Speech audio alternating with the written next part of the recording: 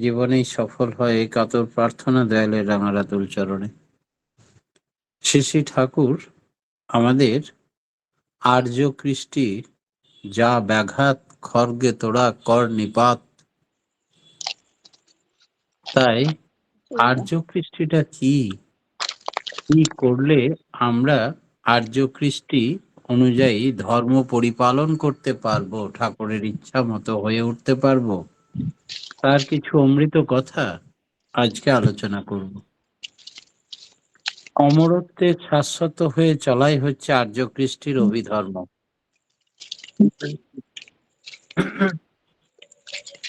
অর্থাৎ আমরা প্রত্যেকেই আর্যরা চাই অমরত্ব লাভ করতে, এবং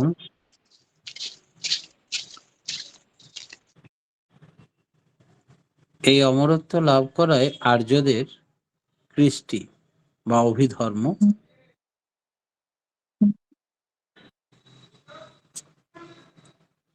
তাই প্রত্যেকটা মানুষেরই, আমরা যারা আর্য ধর্ম পরিপালন করি ঠাকুরের কথা মতো, তারা অমরত্ব লাভ করতে চাই।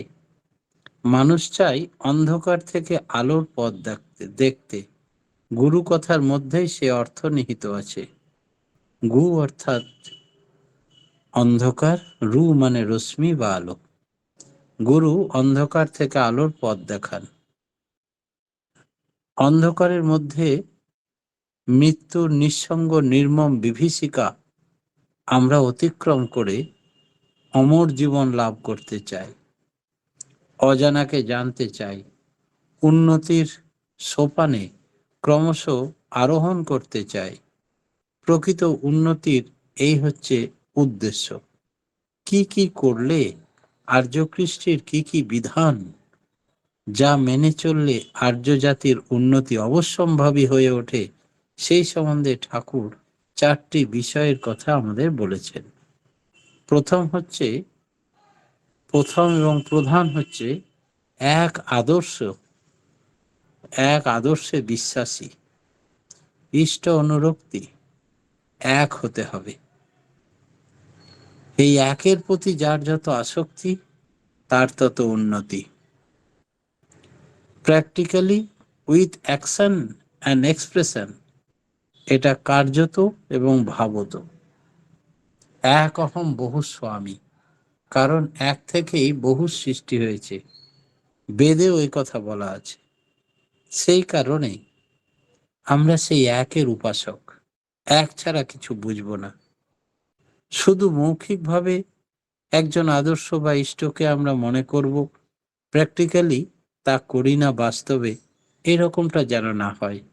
বাস্তবভাবে ঈপ্সিত, বাঞ্ছিত প্রিয় পরমের স্মরণ মনন, মনজ্ঞ চলায় তার ইচ্ছা মতো চলা, করা এবং ভাবা, এটাকেই বলছে ইষ্ট অনুরক্তি। এই প্রচেষ্টার তৎপর হয়ে যারা জীবন যত চালনা করতে পারবে, তারা তত সুন্দর, কুশল কৌশলী, নিখুঁত, সাবলীল হয়ে উঠবে, এবং তাদের জীবন তত মধুময়, নির্মল এবং গতিশীল হয়ে ওঠে। তাহলে জীবনে বিইং অ্যান্ড বিকামিং, বাঁচা পাড়ার মূল তুক ঠাকুর বলে দিলেন, একে অনুরক্তি ভক্তি।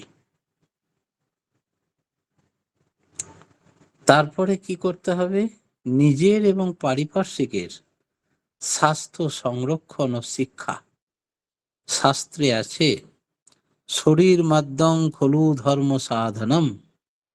স্বাস্থ্য হলো ধর্ম সাধনের ভিত্তিভূমি। ধর্ম সাধন করতে গেলে স্বাস্থ্য দরকার। রুগ্ন শুকনো জরা ব্যাধিগ্রস্ত, ভেঙে পড়েছে, বসতে পারে না, সে সাধন করবে কি করে? তাই স্বাস্থ্য রক্ষা করতে গেলে ধর্ম অনুসরণ করতে হয়, অনুশীলন করতে হয়। যারা উল্টো পাল্টা আচার বিচার, খাদ্য খাদ্যাদি কিছুই মানে না, শরীর স্বাস্থ্যের বিধি নিয়ম সংরক্ষিত করে না, তারা বিহিত শিক্ষার দ্বারা মনের স্বাস্থ্য তাদের অক্ষুণ্ণ থাকে না। তাই শরীরের শারীরিক স্বাস্থ্য এবং মানসিক স্বাস্থ্য অক্ষুণ্ণ রাখতে গেলে তার চাল চলন, আদব কায়দা, আহার নিদ্রা সবটাই সুন্দর সুষ্ঠু নিয়ম অনুযায়ী করতে হবে। তাই স্বাস্থ্য সংরক্ষণ এবং শিক্ষা উভয়ই যুগ উপযোগী, অপরিহার্য। তবে এটা শুধু ব্যক্তিগত জীবনে প্রতিপালন করলেও আবার চলবে না, কারণ ব্যক্তিগত জীবনের উৎকর্ষকে চলমান করে রাখা দুঃসাধ্য হয়ে ওঠে যদি পারিপার্শ্বিক জীবনের উদ্বর্ধনা সাধিত না হয়। মানুষ সমাজবদ্ধ জীব, তার বাঁচা বাড়া পারিপার্শ্বিক জীবনের উপর নির্ভরশীল। তাই পারিপার্শ্বিক নিয়ে চলাই হচ্ছে প্রকৃত চলা। আর্য কৃষ্টির বিধানগুলি ব্যক্তি বিশেষের জন্য নয়, সকলের জন্য।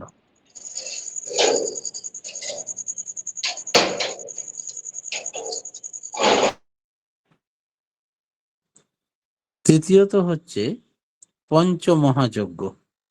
এই পঞ্চমহাযজ্ঞ হল ব্রহ্মযজ্ঞ, নৃযজ্ঞ, পিতৃযজ্ঞ, দেবযজ্ঞ, ভূতযজ্ঞ। এই পঞ্চমহাযজ্ঞ আমাদের প্রত্যেক দিন করতে হবে।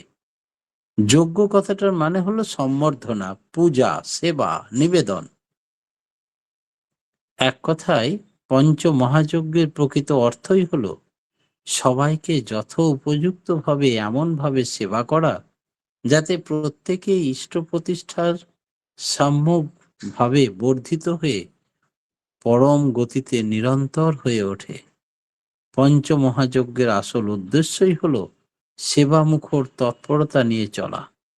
এই সেবা হওয়া চাই যেমন শ্রেয়জনের উদ্দেশ্যে এবং তেমনি সামাজিক জীবন হিসাবে অন্যান্য সবার প্রতি যার যেমন প্রাপ্য তেমনি উপযুক্তভাবে। একথা বলা হলো যে একজন শ্রেয়জনকে সেবা ও সম্বর্ধনা করতে যে বুদ্ধি, ভক্তি, নিষ্ঠা, সম্মান প্রয়োজন হয় তার জন্য সেভাবেই তা করণীয়। আবার ভূতযোগ্য হিসাবে একটি ইতর প্রাণীকে সেবা করতে গেলে যে বুদ্ধি, কর্মতৎপরতা, আয়োজন তাকে সেভাবেই করতে হয়। বৈশিষ্ট্য মাফিক যথোপযুক্ত সেবার মধ্যে দিয়ে জীবন সর্বাঙ্গ সুন্দর হয়ে ওঠে। সমানভাবে সেবা, ইকুয়াল সার্ভিস দিলে তা সর্বক্ষেত্রে গ্রহণীয় নাও হতে পারে, কারণ সব মানুষের প্রয়োজন বা চাহিদা সমান নয়। তাই প্রয়োজনানুপাতিক সেবা এবং সাম্যভাবে সেবা দেবার প্রচলন আর্য সমাজের ব্যবস্থার একটি বিশেষ বৈশিষ্ট্য।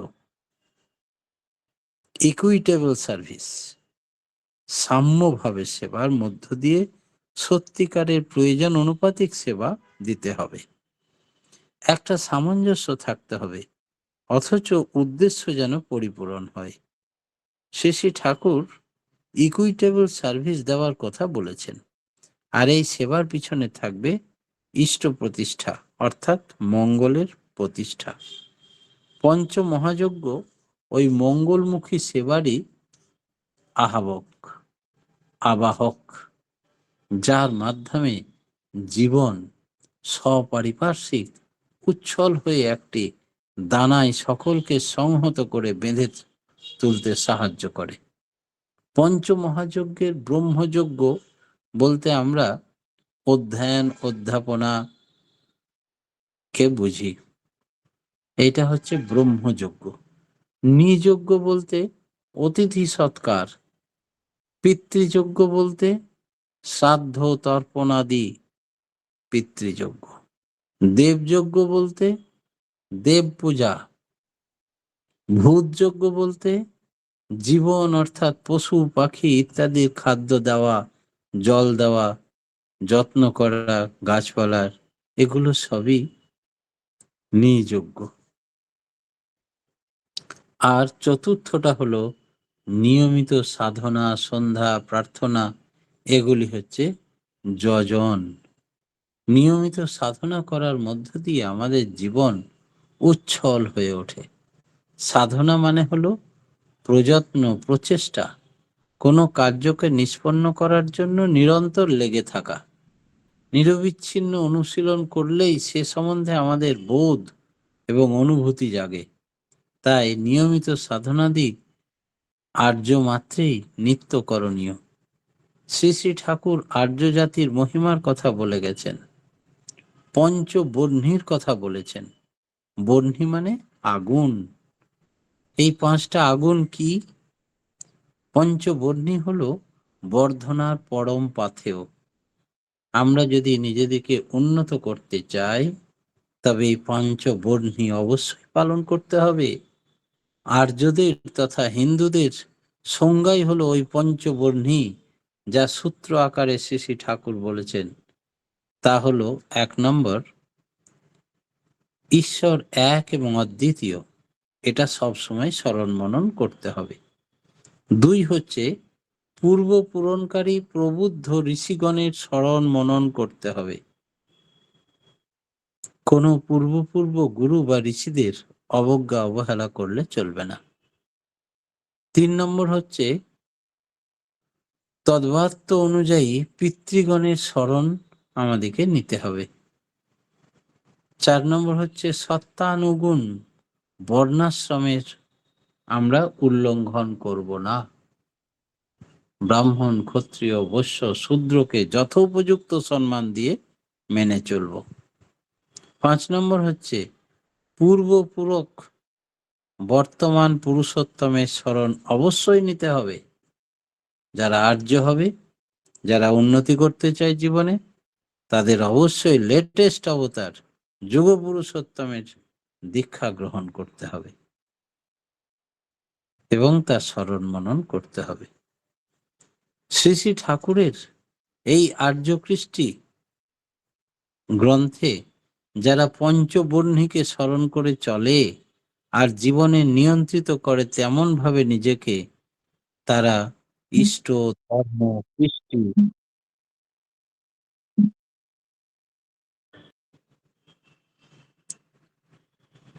কৃষ্টি, ধর্ম এবং অভ্যুদয় অভিনন্দনায় তারা সর্বতোভাবে আর্যীকৃত। তাই তারা আর্য। তাদের বীজ বৈশিষ্ট্য বহন করে। তারা বৈষ্ণবী হোক, শাক্তই হোক, শৈবই হোক আর সৌরই হোক, আর গণপত্যই হোক, তান্ত্রিকই হোক, শিখই হোক, জৈনই হোক, বুদ্ধই হোক, মুসলমানই হোক, খ্রিস্টানই হোক, যা কিছু হোক না কেন, সবাইকে এই আর্য কৃষ্টির ধারক ও বাহক হতেই হবে ঈশ্বর প্রাপ্তি করতে গেলে এই জীবনে। আর্য কৃষ্টির বাণী সংখ্যা ১৩৪ নম্বরে ঠাকুরের কথা বলছেন। দাদা ৩ নম্বরটা আরেকবার বলুন। দাদা ৩ নম্বরটা আরেকবার বলুন। ৩ নম্বরটা ওই যে পিতৃ না হ্যাঁ, তদ্বার্থ অনুবর্তী পিতৃগণের স্মরণ, মানে পিতৃপুরুষের পিণ্ডি দান করা, তাদের স্মরণ মনন করা, এই সবগুলো পালন করতে হবে। পিতৃপুরুষের আমরা কখন পিণ্ডি দান করি? দুর্গাপুজোর আগে আমরা তাদের পিতৃপুরুষের উদ্দেশ্যে পিণ্ড দান করি। এইগুলো আর্যদের ধর্মের মধ্যেই পড়ে। হিন্দু, মুসলিম, খ্রিস্টান মূলত এবং প্রধানত সকলেই আর্য। এরা ভুলে গেছে তারা আর্যতা। আর্য রক্ত এদের ধমনীতে বইছে। প্রত্যেকেই ধর্ম মহান। এদের পূর্বতনের স্ব বৈশিষ্ট্য ধর্ম অনুসারে স্বীকার, সম্মান, শ্রদ্ধা এরা করে না। তাই আর্য নীতিকে ভুলে গেছে। এদের সকলেরই জীবন বৃদ্ধির বুভুক্ষ হলে, তা পালন করলে, তখন তারা বুঝতে পারে যে তাদের রক্তের গুণ কোটি কোটি বছরেও নষ্ট হয় না। জিন ফ্যাক্টর, সেইটা যদি কালচার, আমরা আর্যের কালচার শুরু করি, তখন সেগুলো সুষুপ্ত অবস্থায় জাগ্রত হয়ে ওঠে আবার, এবং তার বংশের যে গুণাবলী, ধারাবাহিকভাবে তার মধ্যে প্রকট হয়ে ওঠে। আর্য বিধান সমস্ত আধুনিকতম science of heredity, science of eugenics, এটা বংশগতি এবং সুপ্রজনন বিদ্যা, বিজ্ঞানের উপর প্রতিষ্ঠিত। বিজ্ঞানের সত্যের কাছে হিন্দু, মুসলমান, খ্রিস্টান এসব ভেদ নেই। নানা প্রসঙ্গের চতুর্থ খণ্ডে শ্রী ঠাকুর কথা বলছেন। পঞ্চবর্ণের প্রথম যে সূত্র, ঈশ্বর এক এবং অদ্বিতীয়, কথা প্রত্যেক আর্যকে স্মরণ করতেই হবে, তাছাড়া এই জীবনে ঈশ্বর প্রাপ্তি হবে না। তিনি এক এবং তিনি অদ্বিতীয়। তিনি এক বলতে ঈশ্বর, আল্লাহ, খোদা, গড ইত্যাদি যা কিছু বোঝে পৃথিবীতে একজনই। এই এক এবং অদ্বিতীয় মূর্তি বা ব্যক্ত প্রতীক যিনি, তিনি ওই ঈশ্বরেরই প্রেরণা প্রলুব্ধ। যিনি এক এবং অদ্বিতীয়রই বৈধি বা বাণী বহন করেন, তিনি আল্লাহরই মনুষ্যী আবির্ভাব। তিনি সীমায়িত হয়ে অসীম, তাকেই আমরা বলি পুরুষোত্তম, তথাগত পয়গম্বর, ঈশ্বর পুত্র, সন অফ গড, খোদার দোস্ত, ইষ্ট ইত্যাদি নামে আমরা অভিহিত করে থাকি। প্রেরিতগণ যে যুগে ধরাধামে অবতীর্ণ হয়েছেন, তারা সবাই তাদের পূর্বতনের প্রতি সশ্রদ্ধ, প্রীতিবদ্ধ, পরস্পরের প্রতিষ্ঠাপরায়ণ। কেউ একে অপরের বিরোধী নয়, বরং পরিপূরক। আর যুগপুরুষোত্তমী লেটেস্ট অবতারী, সব সমস্যার সমাধানকারী। এই ঈশ্বর দূত, মেসেজ অফ গড, যিনি প্রেরিত পুরুষ, নবকলেবরে ধরাতে এসেছেন। ভারতবর্ষেই আসুন, আর রাশিয়া চায়নাতেই আসুন, আর জার্মান ফ্রান্সেই আসুন। আর্য জাতির বৈশিষ্ট্যই হচ্ছে অবনত মস্তকে তাকে স্বীকার করা, তার শরণ নেওয়া। তাকে আমরা মনুষ্য দেহরূপে পাই, তার সাথে কথা বলতে পারি। তিনি পরম দরদি, আমাদের সবারই পরম প্রিয়। তার শরণ নেওয়ার মধ্য দিয়ে আমরা তার প্রেমের পরশ লাভ করি, বিস্তৃতীয় ব্যাপ্তির আস্বাদ গ্রহণ করি। ওই ব্যাপ্তির মধ্যে দিয়ে আমরা অমরত্ব ও কল্যাণ লাভের আনন্দ উপভোগ করতে পারি। আর্যবাদকে বলা হয় শাশ্বতবাদ, সত্যবাদ, জীবনীয়বাদ। ঠাকুর তাই আর্য কৃষ্টির গৌরব ঘোষণা করে বলেছেন, অমর রহুক আর্যবাদ, জাগুক উঠুক আর্য জাত। আবার বজ্রকণ্ঠে কথাও তিনি বলেছেন, আর্য কৃষ্টির যা ব্যাঘাত, খর্গে তোরা কর নিপাত। আর্য কৃষ্টির অর্থাৎ জীবনীয় কৃষ্টির বিপর্যয় ও ব্যত্যয়কে তিনি নিরসন করতে বলেছেন, অসৎকে নিরোধ করতে বলেছেন। নিয়ন্ত্রণ, সামঞ্জস্য ও সমাধানের মধ্যে দিয়ে জীবন বৃদ্ধির প্রতিকূল যা, তাকে অপলাপ ও নিরস্ত করে জীবন বৃদ্ধিকামী যা, জীবনের অনুকূল যা, তার প্রতিষ্ঠা করতে হবে আমাদের। তিনি অসৎ নিরোধী, বজ্রদপী কঠোর, আবার কুসুমের মতো কোমল। তিনি ছলে বলে কলে কৌশলে প্রেমের স্পর্শে মানুষকে মঙ্গলের অধিকারী করে তুলতে চেয়েছেন। আর্য কৃষ্টির ধারাকে অক্ষুণ্ণ রাখার জন্য শ্রী ঠাকুর আর একটি দিক আমাদের সামনে উন্মোচন করে গেছেন। পুরুষোত্তমই আমাদের স্মরণীয়, বরণীয়। তার অনুশাসনই যে আমাদের অনুসর্তকে নিশ্চিত করে করতে বলেছেন। তিনি বলেছেন, ভারত যদি ভবিষ্যৎ কল্যাণকে আহ্বান করতে চাও, তবে সম্প্রদায়গত বিরোধ ভুলে জগতের পূর্ব গুরুদের প্রতি শ্রদ্ধা সম্পন্ন হও, আর তোমার মূর্ত জীবন্ত গুরু বা ভগবানে আসক্ত হও, আর তাঁদেরই স্বীকার করো যারা তাকে অর্থাৎ ওই মূর্ত জীবন্ত গুরু বা ভগবানকে ভালোবাসে। তাদের মানেই ওই ভক্তদের ইষ্ট অনুরাগীদের অধিকন্তু তিনি পুরুষোত্তম, যাকে পরম ভক্ত বলে চিহ্নিত করে গেছেন, তার মনজ্ঞ বলে যাকে মনোনীত করে গেছেন, তাকে স্বীকার করে চলাও এই আর্য কৃষ্টির বা আর্য বৈশিষ্ট্যের ধারাকে বজায় রেখে চলা। কারণ ভক্ত শ্রেষ্ঠ গুরুমুখী জীবের প্রকৃত উদ্ধারকর্তা সত্যানুসরণে বলছেন, অর্থাৎ তিনি ওই ভক্ত তন্নিষ্ঠ তত্ত্বপা তদ্বাহী, তাই তিনি আমাদের একান্ত আপন। তাকে মেনে চলাই হচ্ছে জীবনের পথ, আর্য কৃষ্টির পথে চলা। সেটাই হচ্ছে আচার্য প্রীতি, আচার্যের প্রতি অগাধ ভালোবাসা, আচার্যের নির্দেশ পালন করা, তার সেবা করা। গুরু পুরুষোত্তম অবর্তমানে তার প্রতি বৃত্তিভেদী টান সম্পূর্ণ ভক্তের মাধ্যমেই আমরা তার পরশ পেতে পারি। তার সন্তান সন্ততির ভেতর এমনতর ভক্ত পাওয়া গেলে তাই সর্বোত্তম, সর্বশ্রেষ্ঠ। এইভাবেই আর্য কৃষ্টির ধারাবাহিকতা যুগ যুগ ধরে যাতে অব্যাহত থাকে, সেদিকে আমাদের দৃষ্টি রেখে চলতে হবে। সংস্কারবদ্ধ হয়ে তার নবকলেবরকে যদি আমরা গ্রহণ করতে না পারি, তাহলে সাধনায় অগ্রগতি ব্যাহত হবে। তাই শ্রী শ্রী ঠাকুর আর্য কৃষ্টি রেতবাহী আমাদের প্রত্যেককে এই জীবনে ঈশ্বর প্রাপ্তির চরম গোপন তথ্য উন্মোচন করে ঈশ্বরের পথে এগিয়ে যাওয়ার তুক বা উপায় বলে দিলেন। পরম পিতার রাঙারাতুল চরণে প্রত্যেকে সার্বিক মঙ্গল প্রার্থনা জানি আজকের মতো আমি আমার ক্ষুদ্র বক্তব্য এখানেই শেষ করলাম।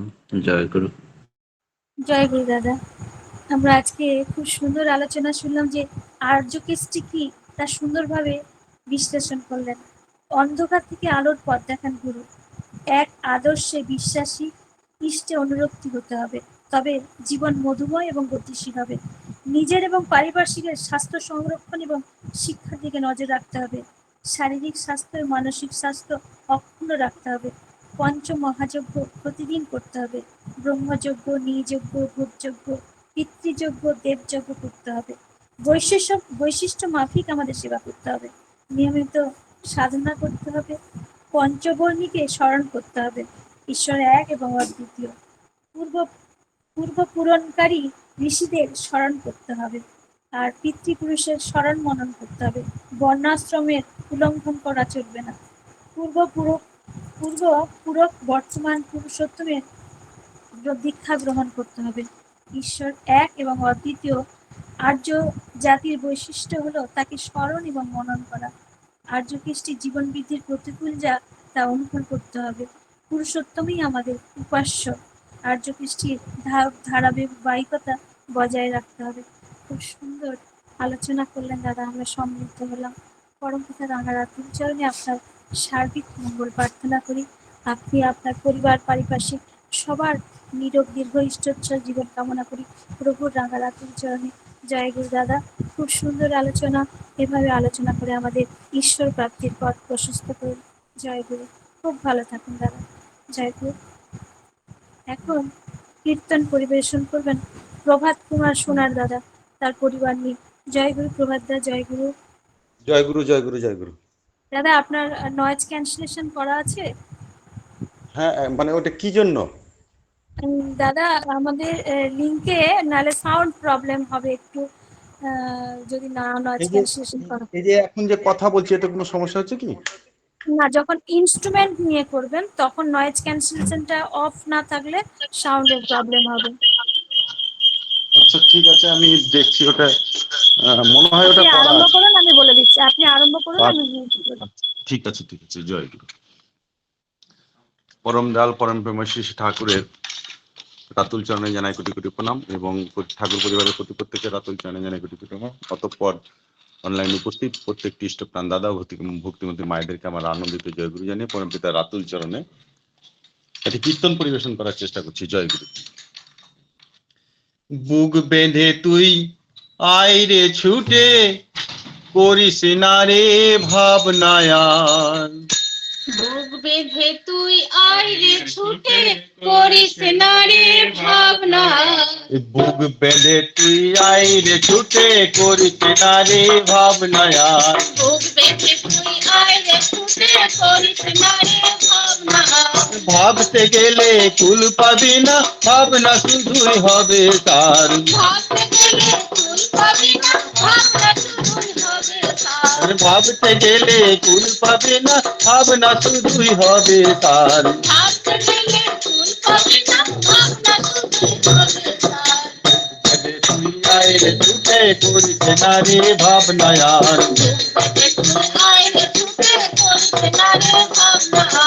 ওরে যদি থাকিস রে তুই অত্যাচার আর অবিচার, জীবন ভরা যদি শুধু অনাচার আর ব্যভিচার।